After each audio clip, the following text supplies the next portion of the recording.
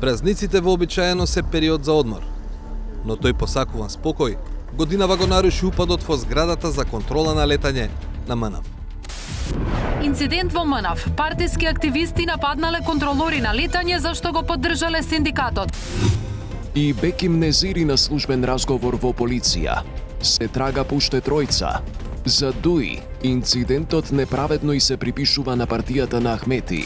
Колку што знам и нема да преюдицирам понатака во интерес на истрагата, се работи за личен некој си кошкање има во секоја организација. Контрола на летање не е малска продавница, не е фризерски салон, па некој влегол и сега се случило нешто. Како осомничени за настанот, во домашен притвор досега се 5 лица. И додека институциите работат на одговорот што точно се случило, 360 степени анализираше како воопшто бил можен упад во контролата на летање на МНАВ и дали нешто ќе се смени, за да не се повтори.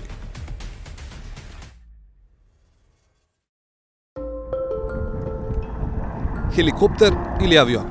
Не е важно. Секој воздухоплов што слетува или полетува од аеродромот Скопје или пак само прави прелет над земјава, се наведува од оваа зграда. А за да се стигне до контролната кула на МНАВ, треба да се помине оваа уличка со 2 рампи на неа. И двете се отвораат од дежурниот чувар кој седи во чуварската кукичка.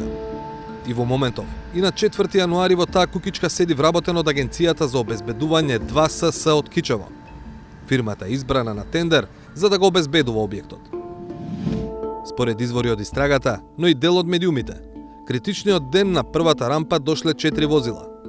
Тогаш, лице вработено во МНАВ излегло од главната зграда, дошло до чуварската кукичка и побарало од чуварот да ги крене рампите. Дали чуварот постапил по барањето или дел од работата ја завршил и вработениот во МНАВ, не е целосно јасно. Но, сигурно е дека чуварот не презел ништо да го спречи влегувањето на гостите.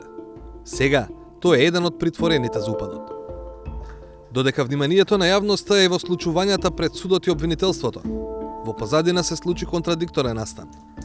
Неделава, на порталот на Бирото за јавни набавки објавен новиот договор за обезбедување на зградата на МНАВ, склучен меѓу акционерското друштво во државна сопственост и фирмата 2СС. На договорот пишува дека е склучен на 29 декември 2023 година, односно една недела пред критичниот настан. Оваа компанија повторно Проблемот е во тоа што на 5 јануари, односно ден по инцидентот, ТВ Телма го пренесе ставот на газдата на 2СС, Самир Билбиловски, дека во моментот на упадот го немале подпишано новиот договор. Билбиловски вели дека на 29 декември завршила тендерската постапка и биле известени дека повторно се избрани за обезбедување на МНАВ. Го добиле договорот за продолжување на соработката, но тој се уште не бил подпишан. Прашан за неговиот став за ТВ Телма од пред 10 дена, Билбиловски сега има поинаков одговор. Обострано договорот е подпишан на 29.12.2023 година, но оригиналниот примерок официјално е добиен непосредно пред и официјално да биде објавен на електронскиот систем за јавни набавки на 15.1.2024 година. И од МНАВ тврдат дека подпишале договор на 29 декември и покрај изјавата на Билбиловски од 5 јануари. Но, индиректно посочија дека директорот на фирмата, Джемал Билбиловски, е тој што е најупатен, а не газдата Самир Билбиловски. Договорот се подпишува од овластени лица од двете страни, а не од страна на вработени лица кај економскиот оператор. И да се прифати тезата дека газдата на 5 јануари не знаел што подпишал неговиот директор една недела претходно. Датумот на договорот и понатаму е спорен. Еве зошто. Според системот за јавни набавки, на 29 декември 2023 година, МНАВ носи одлука за избор на најповолен понудувач за тендерот за обезбедување. А тој чекор, изборот на најповолна понуда, вообичаено се случува барем неколку дена пред подпишување на договор. Например, на 29 декември МНАВ донеле одлука за избор на најповолна понуда и за тендерот за одржување на систем за контрола на пристап и видеонадзор и на надворешни уреди. Договорот по таа одлука се уште не е објавен. Понатаму, на 22 декември МНАВ донеле одлука за избор за најповолна понуда за тендер за 5 ТВ приемника. Договорот е подпишан на 5 јануари 2024 година, односно 2 недели подоцна. На 21 декември МНАФ избрале најдобра понуда за патничко осигурување. Договорот е потпишан 4 дена подоцна. Па, прашавме, како е можно токму за обезбедувањето во ист ден и да избрале најповолна понуда и да потпишале договор? Одлуката за избори договорот е потпишан согласно одредбите од Законот за јавни набавки. Од МНАФ негираат дека го антидатирале договорот. Тврдат, се е според законските акти за архивско работење. Но, тука се јавува уште еден, благо кажано проблем. Дури новиот договор за обезбедувањето да бил потпишан на 29 декември. Стариот истекол на 14. Тоа значи дека тие 2 недели МНАФ немале обезбедување ниту во куќарката. Официјално, од МНАФ тврдат дека во наведениот период во функција било интерното обезбедување. Неофицијално, вработени тврдат дека рампа кревале и лица задолжени за хигиена во објектот. Кои се причините што довеле до инцидентот и кои се последиците од него, утврдува и Агенцијата за цивилно воздухопловство. Ова институција изготвува 2 извештаи. Едниот се однесува на обезбедувањето на објектот, а другиот на безбедноста на авиосообраќајот. При крај извештајот за обезбедувањето, кој треба да даде одговори, кои се главните причини што упадот воопшто се случил. Причината е непочитување на процедурите за физичко обезбедување на објектот. Причината е самоволно постапување и сериозно прекршување на одредбите од Националната програма за обезбедување во воздушниот сообраќај, од програмата за обезбедување на МНАФ, од нивните процедури и од Законот за воздухопловство. Документот за обезбедувањето во себе ќе содржи мерки и наредби, кои ќе треба да ги преземе МНАФ за ваков инцидент да не се повтори. Зголемувањето на бројноста на службата за обезбедување, воведување построги контроли при влез, се само некои од нив. Но, што ако МНАФ не ги почитува новите мерки, како што не се почитуваа актуелните?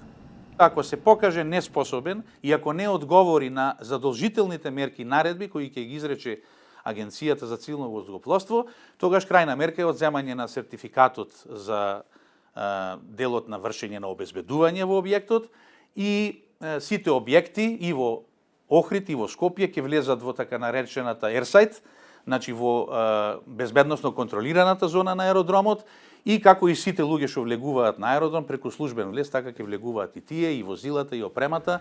Извештајот за безбедноста на авиосообраќајот пак е во порана фаза, бидејќи се чека извештајот за обезбедувањето. Сепак, според директорот на АЦВ Тунтев, таму треба да се очекуваат помал број насоки, бидејќи утврдиле дека немало последици по безбедноста на воздушниот сообраќај.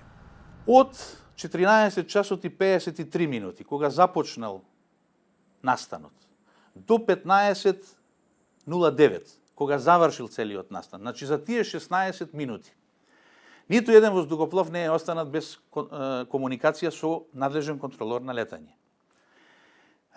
Ниту еден пилот не пријавил настан. Тоа во воздухопловството го викаме occurrence, значи нешто што не е вообичаено и што може да представува опасност, ризик или загрозување на безбедноста. Ниту еден контролор нема пријавен настан. Ниту пак било кој од воздухопловен персонал пријавил нешто што не е вообичаено.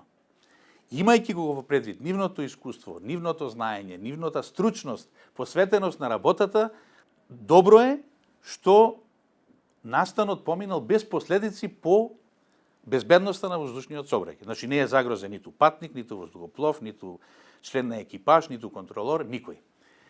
Повреда на одредби од други закони, кривични закони. Значи сега јас не сум правник да ви коментирам дали има примена на насилство или загрозување на човечки слободи или значи тоа ќе го испитуваат другите надлежни органи. Јас можам да речам дека го осудувам настанот, значи не смеело да дојде до случување на настанот, затоа што можел да предизвика сериозни последици. Седиштето на агенцијата 2СС, фирмата на која МНАФ го довери обезбедувањето на контролната кула кај Скопје, се наоѓа во зграда во центарот на Кичево. Од надвор, просториите изгледаат скромни, но во пракса агенцијата има се позавидни приходи, особено од јавни институции. Во 2018 година 2СС потпишала тендери во висина од 70.000 евра со централни и локални институции. Во 2022 година таа сума пораснала до околу 2 милиони евра. За 2023 година сумата е околу 1,5 милиони евра, но има уште време да се објават договорите склучени по огласи од крајот на минатата година. 2СС има широко портфолио на клиенти, но истовремено најголеми договори им се со институции што ги водат кадри на ДУИ или блиски на партијата. Како јавното предпријатие за државни патишта, Агенцијата за електронски комуникации и Државната лотарија. На јавна сцена се појави и други тврдења за блискост на Али Ахмети со 2СС. На сето тоа од компанијата велат.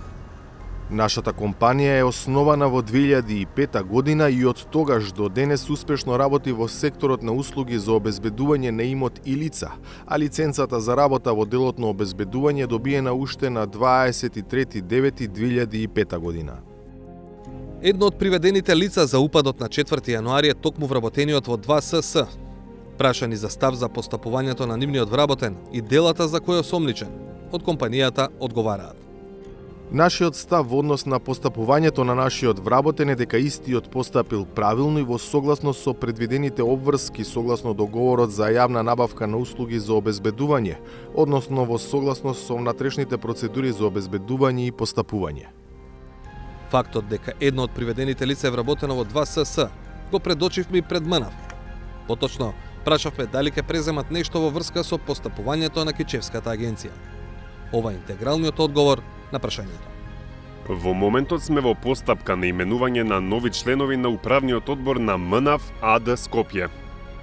Сите постапки кои се водат, на крај, ќе донесат некакви одлуки и заклучоци. Известно е дека ќе има политичка и прекршочна одговорност. Дали ќе има кривична и за кој дел, е тешко да се предвиди.